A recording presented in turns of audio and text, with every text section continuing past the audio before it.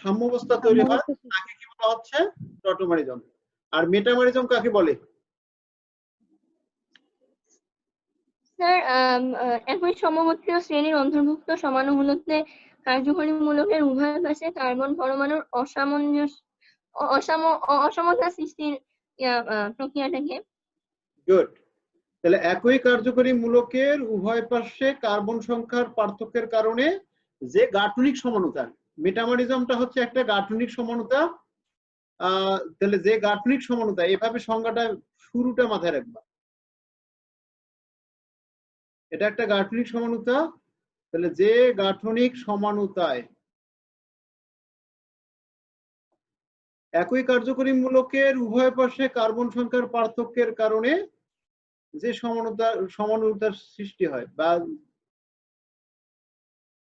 উভয় পাশের কার্বন, যে গাঠনিক সমানুতায় একই কার্যকরী মূলকের উভয় পাশে কার্বন সংখ্যার পার্থক্য থাকে বা পার্থক্য ঘটে, তাকে কি বলা হচ্ছে? মেটামারিজম। আচ্ছা, যাই হোক, মেটামারিজম তৈরি হয় কাজের ক্ষেত্রে দ্বিযুজি কার্যকরী মূলক, যেমন কিটোন মূলক, তারপর কি ইথার, সেকেন্ডারি অ্যামিন ইত্যাদির ক্ষেত্রে। ওকে, আমরা এগুলা তোমরা পড়লেই পারবা। আমি একটু বিক্রিয়াগুলোতে, আচ্ছা আরেকটু বলি যে জ্যামিতিক সমানুতার শর্তগুলো মনে আছে?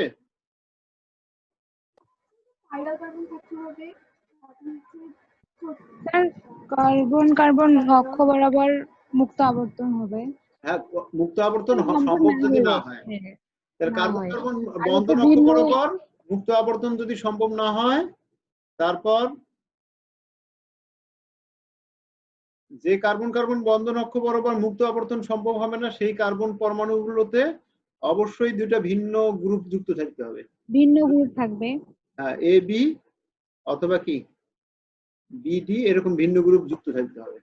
ওকে, এটা মাথায় রাখবে একটু, তোমরা এগুলো দেখলেই পারবা। আচ্ছা, আমি যে প্রশ্নটাতে যাইতে চাচ্ছি, এইখানে একটু জাস্ট জিজ্ঞেস করি, ইলেকট্রোফিলিক প্রতিস্থাপন বিক্রিয়ায় কোনটি অধিক সক্রিয় এবং কেন? আচ্ছা, বেনজিন আর ফেনলের মধ্যে যদি বলা হয় কোনটা বেশি সক্রিয়, কি বলবা তোমরা? ফেনল না বেনজিন?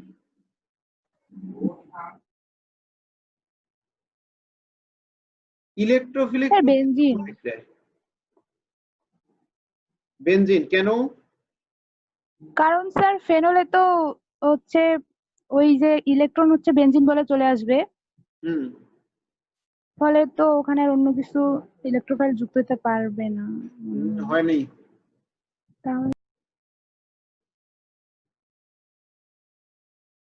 তোমাদেরকে এটা ব্যাখ্যা করতে হবে কি, বেনজিন বলায় সক্রিয়কারী গ্রুপ আর বেনজিন বলায় নিষ্ক্রিয়কারী গ্রুপ দ্বারা, তাই না?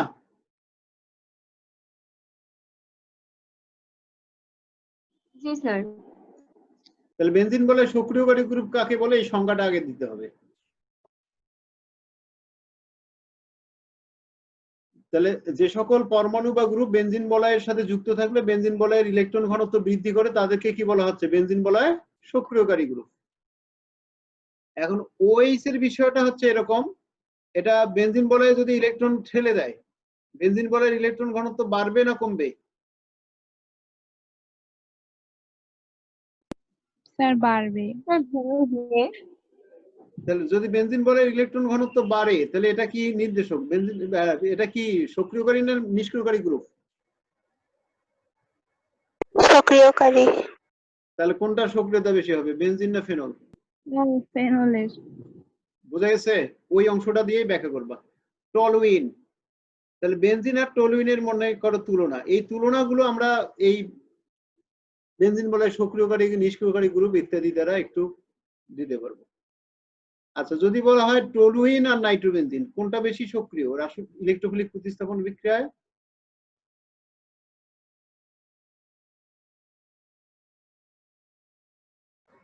নাইট্রোবেনজিন।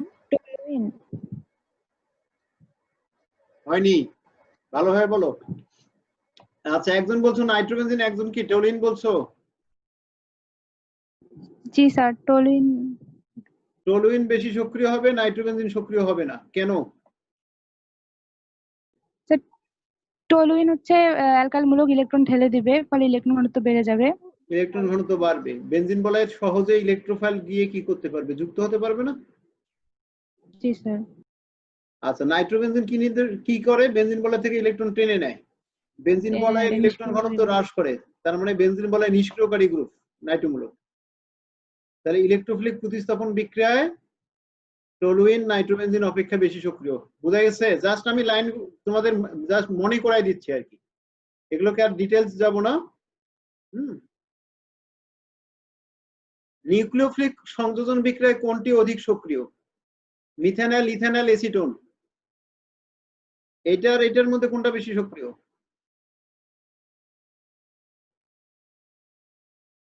এ তোমাদের রাফিয়া, ওরা তানিশা এখনো ওগুলা ক্লাস করে না কেন?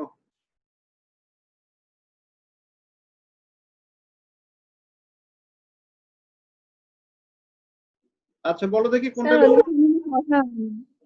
হুম, স্যার ওদের সাথে তো কথা হয়নি, জানি না। আচ্ছা কথা বলবে এর মধ্যে। মিথেনল, ইথেনল, কোনটা বেশি সক্রিয়? মিথানল। মিথেনল। কেন? কারণটা জাস্ট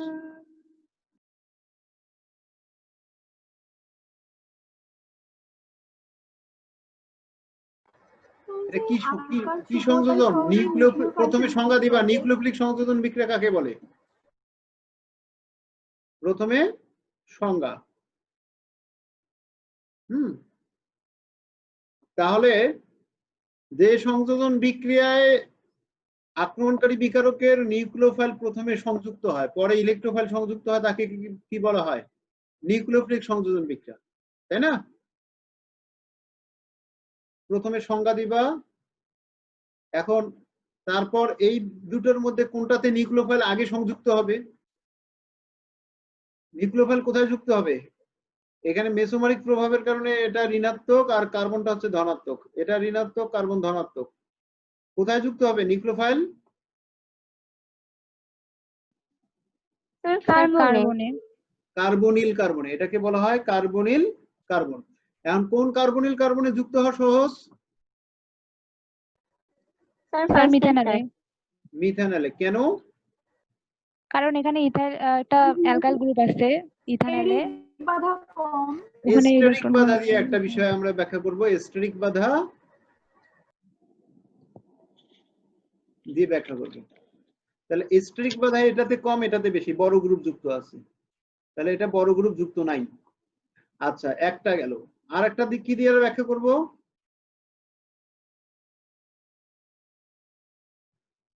স্যার ইথানলে হচ্ছে একটা অ্যালকাইল গ্রুপ আছে, ও ইলেকট্রন দান করবে, ফলে ওখানে ইলেকট্রনিক পজিটিভের ফ্যাক্টর। পরিমাণটা কমে যাবে।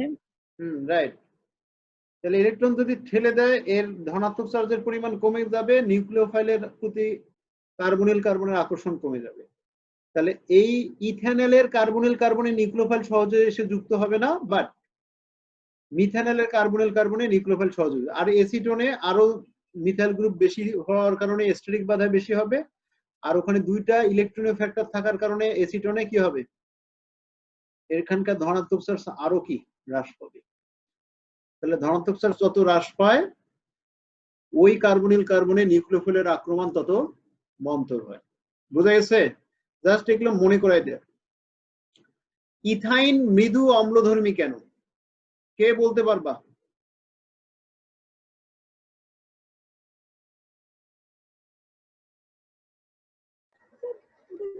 বুঝে যে কার্বন সংখ্যা যত বাড়ে অ্যাসিড ততই হচ্ছে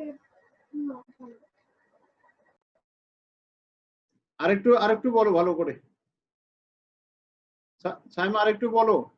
ইথাইন মৃদু অম্লধর্মী, অম্লধর্মী মানে কি? হাইড্রোজেন ত্যাগ করবে, তাই তো? এই বিষয়টা আসলে কি দ্বারা আমরা ব্যাখ্যা করব? এটা মনে হয় তোমাদেরকে পড়াইনি, আমি পড়াইছি? না না স্যার। স্যার, পড়াইনি। এই বিষয়টা ব্যাখ্যা করতে হবে সংকরীকরণ দ্বারা। কি দ্বারা? সংকরীকরণ। সংকরীকরণ বা সংকরায়ন দ্বারা, হাইব্রিডাইজেশন দ্বারা। ইথাইনে কার্বনে কোন সংকরীকরণ হয়?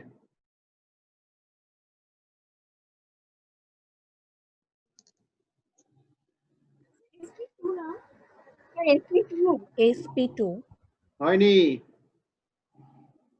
তোমরা এখনো এই সংকরীকরণে এত ঘোলাটে অবস্থায় আছো কেন?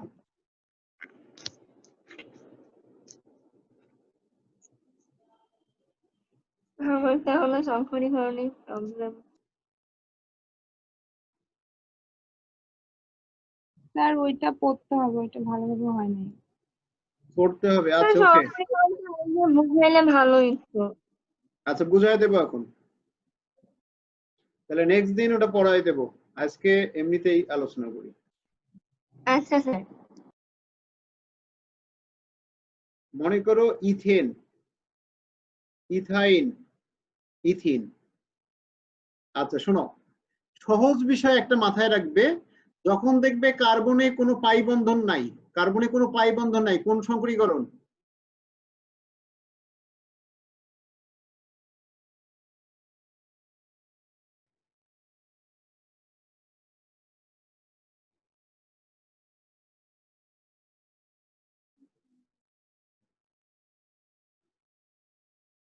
পাই বন্ধন না থাকলে যুজনি স্তরের সকল অরবিটাল সংকরীকরণে অংশগ্রহণ করে, এটা বলা হয়েছিল না?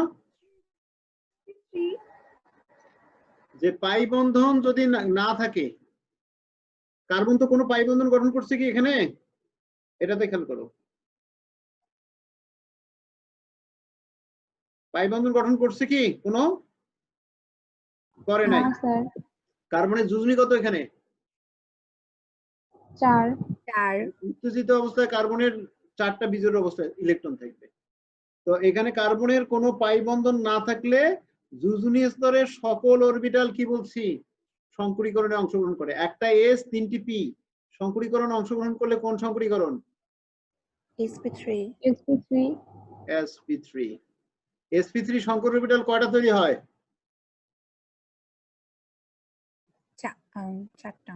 4টা পারমাণবিক অরবিটাল, অ্যাটমিক অরবিটাল এগুলা। sp এগুলা হচ্ছে অ্যাটমিক অরবিটাল। অ্যাটমিক অরবিটাল সংকরীকরণে অংশগ্রহণ করছে 4টা। তাহলে হাইব্রিড অরবিটাল এইসো। অ্যাটমিক অরবিটাল যতটা সংকরীকরণে অংশগ্রহণ করবে, হাইব্রিড অরবিটাল ঠিক ততটা তৈরি হবে। অ্যাটমিক অরবিটালে ইলেকট্রন গুলো যেভাবে থাকবে একটা একটা একটা একটা, হাইব্রিড অরবিটালেও ইলেকট্রন এইভাবে থাকবে। sp3 সংকর অরবিটাল দেখতে কেমন? সকল সংকর অরবিটাল দেখতে বলছি কি একই রকম। এটা একটা sp3 সংকর অরবিটাল। তাহলে কয়টা? একটা, দুইটা, তিনটা, চারটা সংকর অরবিটাল। একটা, দুইটা, তিনটা, চারটা। এখানে একটা একটা একটা একটা করেছে, একটা করে ইলেকট্রন আছে, এখানেও কি থাকবে? একটা একটা একটা একটা এরকম। তাহলে এখানে কার্বনের sp3 সংকরীকরণ হয় এবং প্রত্যেকটা sp3 সিগমা বন্ধন গঠনে অংশগ্রহণ করছে। একটা, দুইটা, তিনটা, চারটা সিগমা বন্ধন। সিঙ্গেল বন্ড গুলো সব সিগমা বন্ধন। তাহলে এখানে কি হচ্ছে? কার্বনের sp3 সংকরীকরণ হয়, এটা তো বুঝছো। জি স্যার। আর এখানে কার্বন কয়টা পাই বন্ধন গঠন করছে? সিঙ্গেল বন্ড সিগমা বন্ধন, একটা। আর ডাবল বন্ড একটা পাই একটা সিগমা। ওকে,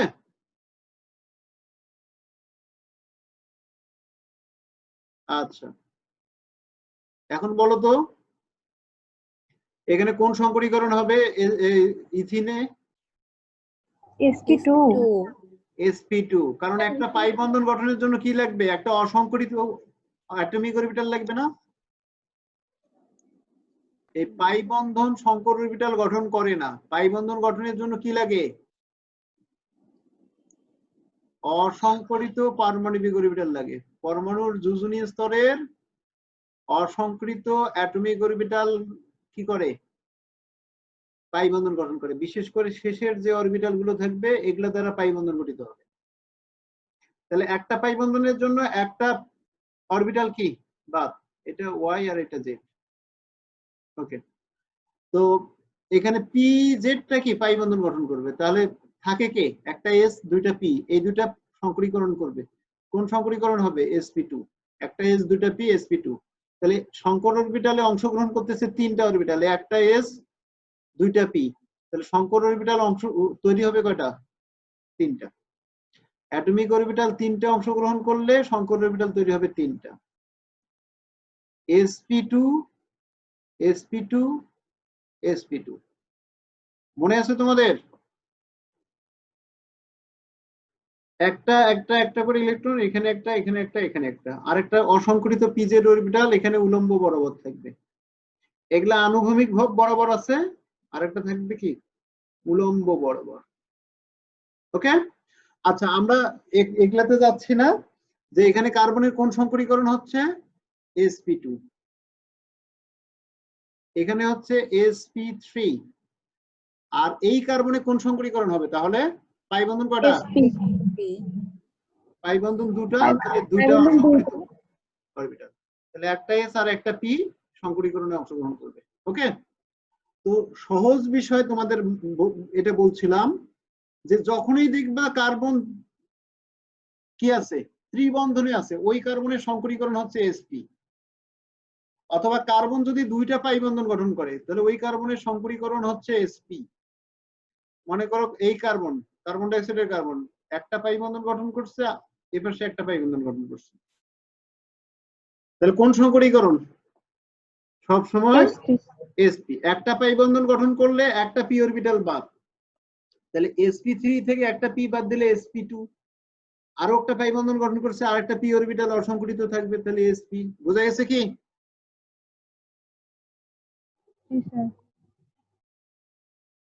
এটা দেখো,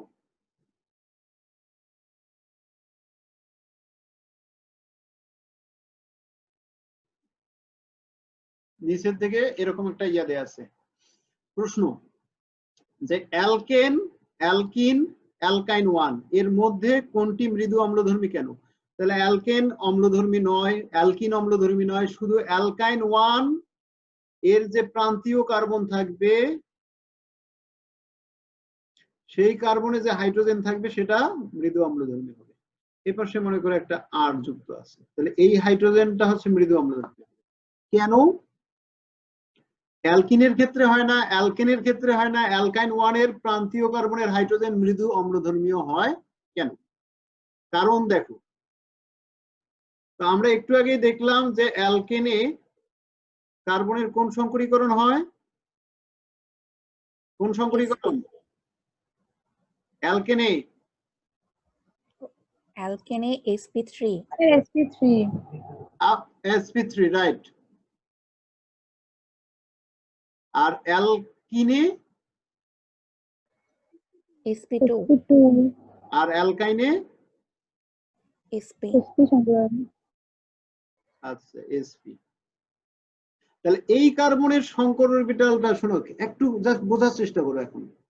এটাতে হচ্ছে sp, এটাতে হচ্ছে sp2, এটাতে হচ্ছে sp3। এই সংকর অরবিটালে s অরবিটালের অবদান কত? এই সংকর অরবিটালে s অরবিটালের অবদান হচ্ছে 25%, p অরবিটালের অবদান 75%, 3টা p, একটা s। 4 ভাগের 1 ভাগ, আর এটা 3 ভাগ। এটা কেমন হবে? একটা s, দুইটা p, তাহলে 3 ভাগের 1 ভাগ, তার মানে কি 33.33%। আর অপরটা কি 3 ভাগের 2 ভাগ, তার মানে 66.66%। এটা কি বুঝছো?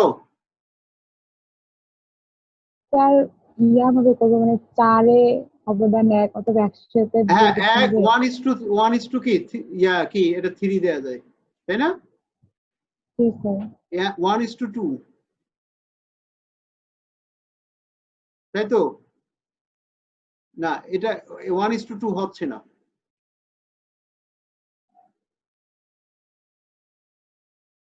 না, 1:2 হবে, ঠিক আছে। আচ্ছা, আর এটা কি হচ্ছে 1:1 না? তার মানে এটা কি এস হচ্ছে 50%, পার্সেন্ট দিয়ে বোঝানোটাই মনে হয় বেটার হয়। আর পি হচ্ছে কি 50%।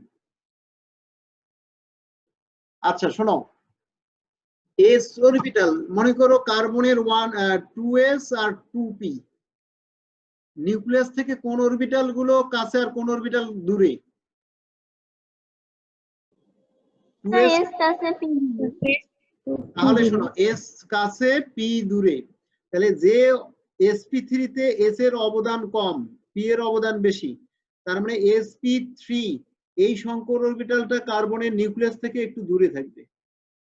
তাহলে এই লালটাকে দিলাম sp3, আর এটা হচ্ছে কার্বনের নিউক্লিয়াস n, আর এটা হচ্ছে sp3। আচ্ছা, sp2 সংকর অরবিটালটা এস এর অবদান একটু বেশি না? জি স্যার। তাহলে এটা কার্বন নিউক্লিয়াসের আর একটু কি কাছে থাকবে, এটা কি বুঝছো? জি আর স্যার। sp সংকর অরবিটালটা কি, এস এর অবদান আরো বেশি, তাহলে sp-টা কি হবে, কার্বন নিউক্লিয়াসের আরো একটু কাছে হবে। তাহলে এটা জাস্ট বোঝার জন্য। তাহলে কোন অরবিটাল গুলো কার্বন নিউক্লিয়াসের বেশি কাছে, sp3 না sp2 না sp? sp তাহলে sp যদি বেশি কাছে হয়, এখন এই কার্বন হাইড্রোজেন বন্ধনটা কিভাবে গঠিত হয়? কার্বনের sp এর সাথে হাইড্রোজেনের 1s অরবিটালের অতিক্রমণ, তাই না? আর এই কার্বন হাইড্রোজেন বন্ধনটা কিভাবে গঠিত হয়? কার্বনের sp2 এর সাথে হাইড্রোজেনের 1s। আর এই কার্বন হাইড্রোজেন বন্ধন কিভাবে গঠিত হয়? কার্বনের sp3 এর সাথে হাইড্রোজেনের 1s। তার মানে কি, কার্বন নিউক্লিয়াস থেকে এই ইলেকট্রন জোড়গুলো একটু দূরে, ইলেকট্রন জোড়গুলো একটু দূরে থাকবে না? আর কার্বন নিউক্লিয়াস থেকে এই কার্বন হাইড্রোজেন বন্ধন ইলেকট্রন গুলো কি একটু বেশি কাছে থাকবে, তাই না? এটা কি বুঝছো তোমরা? জি স্যার। তাহলে এইখানে দেখো, হাইড্রোজেন অপেক্ষা কার্বনের তড়িৎ ঋণাত্মকতা বেশি। কার্বন হচ্ছে 2.5, হাইড্রোজেন হচ্ছে 2.1। তাহলে এমনিতে অরবিটালটা যদি কি ছোট হয়, অরবিটালটা যদি কি কার্বন নিউক্লিয়াসের বেশি কাছে থাকে, তাহলে এই ইলেকট্রন গুলোর প্রতি কার্বন নিউক্লিয়াসের আকর্ষণ বেশি হবে না? স্যার আরেকবার বলেন। মনে করো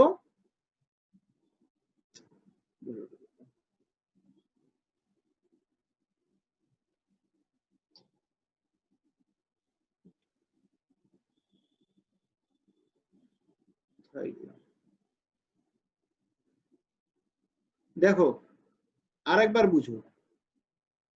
মনে করো কার্বন এটা, আর এটা হচ্ছে কার্বনের নিউক্লিয়াস। বুঝো যে ইথেনের কার্বন হাইড্রোজেন বন্ধন দূরত্বটা কি বেশি না? কার্বন হাইড্রোজেন বন্ধন দূরত্ব হচ্ছে 1.54 অ্যাংস্ট্রম। ইথিনে কার্বন হাইড্রোজেন বন্ধন দূরত্ব কি 1.34 অ্যাংস্ট্রম।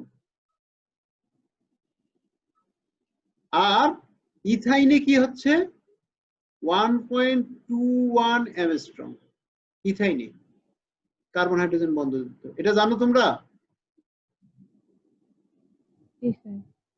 না, এটা কার্বন কার্বন বন্ধন দূরত্ব, তো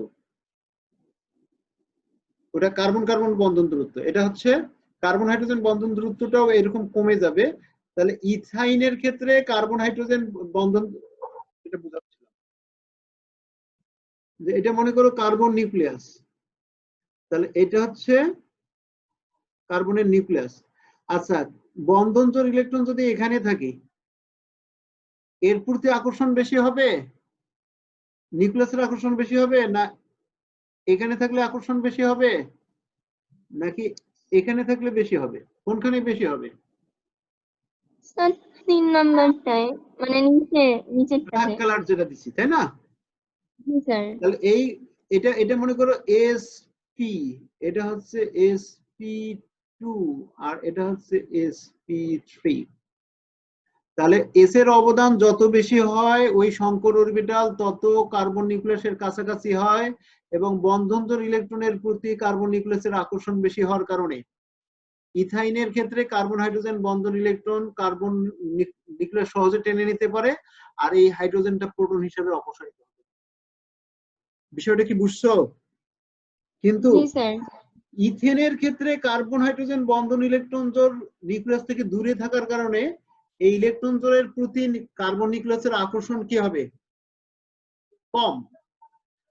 তাহলে ইথেনের ক্ষেত্রে এই কারণে কার্বন হাইড্রোজেন বন্ধন ইলেকট্রন কার্বন ওইভাবে নিজের দিকে টেনে নিতে পারে না, যার কারণে হাইড্রোজেনটাও প্রোটন হিসেবে অপসারিত হয় না।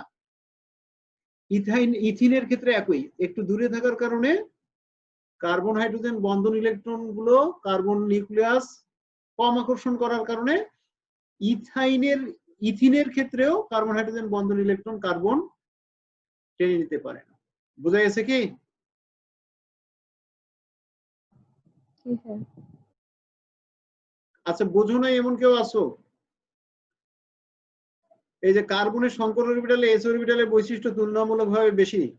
সাধারণত সংকর অরবিটালে এস অরবিটালের বৈশিষ্ট্য বেশি থাকলে সিগমা বন্ধন গঠনে অরবিটালের অধিক্রমণ বেশি ঘটে। এখানে তার মানে ইথাইনে বন্ধন গঠনের ক্ষেত্রে অধিক্রমণটা কি হয়? বেশি হয়। ইথিনে অধিক্রমণটা কি তুলনামূলকভাবে কম হয়, আর ইথাইনে অধিক্রমণটা তুলনামূলকভাবে আরো কম হয়। এই অধিক্রমণের বিষয়টা বুঝছো?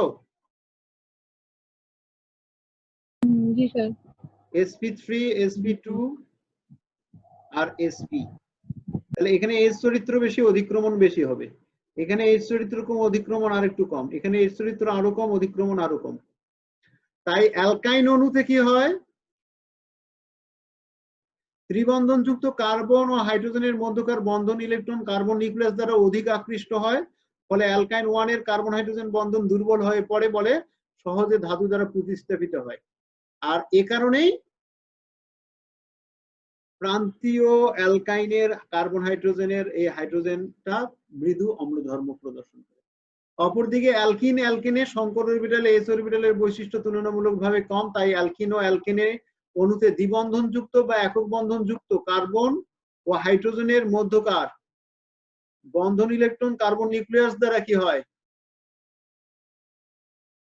কম আকৃষ্ট হয়, ফলে অ্যালকিন বা অ্যালকেনের কার্বন হাইড্রোজেন বন্ধন দুর্বল হয় না এবং এরা ধাতু দ্বারা এটা প্রতিস্থাপিতও হয় না। বোঝা গেছে তোমাদের?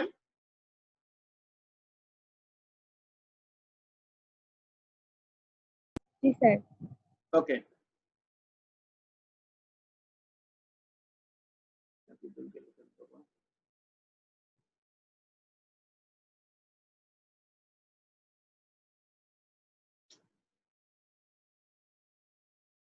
আচ্ছা, সবাই আরেকটু দেখো। তাহলে ইথাইন মৃদু অম্লধর্মী কেন, এটা বোঝা গেছে?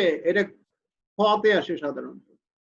তাহলে আমরা সহজভাবে শুধু ইথাইনের যদি আলোচনা করি তখন বলবো যে এখানে এসপি সংকরীকরণ ঘটে, এস অরবিটালের চরিত্র বেশি থাকার কারণে কার্বন হাইড্রোজেন বন্ধন গঠনে অরবিটালের অধিক্রমণ বেশি হয়, আর কার্বন এই এসপি সংকর অরবিটাল কার্বন নিউক্লিয়াসের বেশি কাছাকাছি থাকার কারণে বন্ধন ইলেকট্রন কার্বন নিউক্লিয়াস দ্বারা বেশি আকৃষ্ট হওয়ার কারণে এই হাইড্রোজেন ধাতুর পরমাণু দ্বারা প্রতিস্থাপিত হয়, অর্থাৎ ইথাইন এর হাইড্রোজেন গুলো মৃদু অম্লধর্মী। বোঝা গেছে?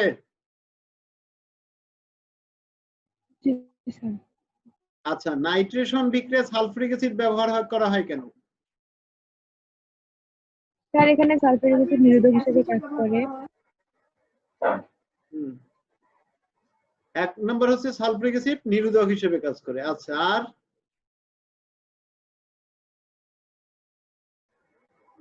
ইলেকট্রোফাইল উৎপন্ন করে। হ্যাঁ, নাইট্রোনিয়াম আয়ন তৈরিতে ভূমিকা পালন করে সালফিউরিক অ্যাসিড। আর নাইট্রিক অ্যাসিডের মধ্যে বিক্রিয়ায় পানি, নাইট্রোনিয়াম আয়ন আর হাইড্রোজেন সালফাইড আয়ন তৈরি হয়।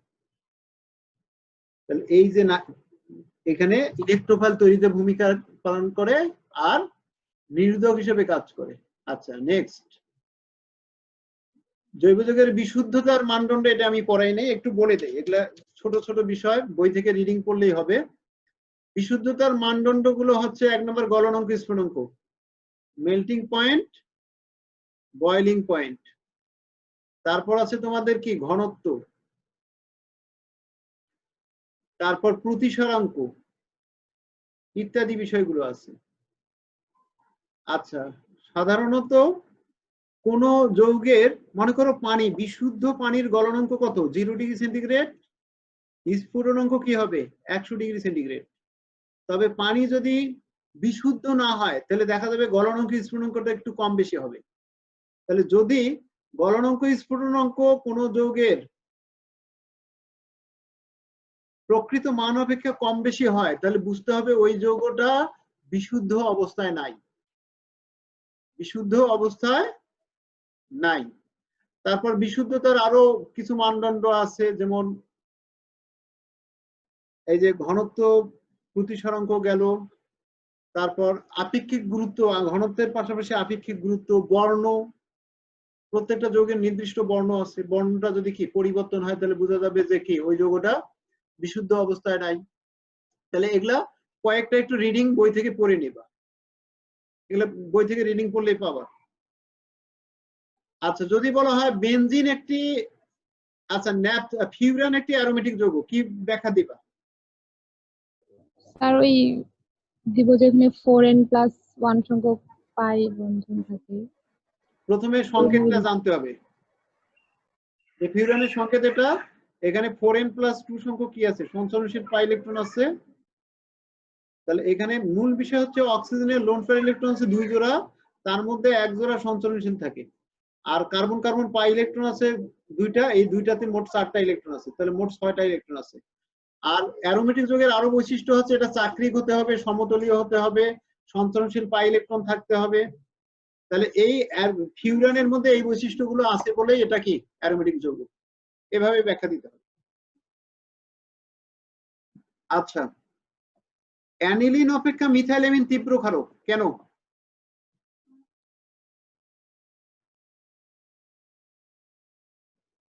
মনে আছে তোমাদের?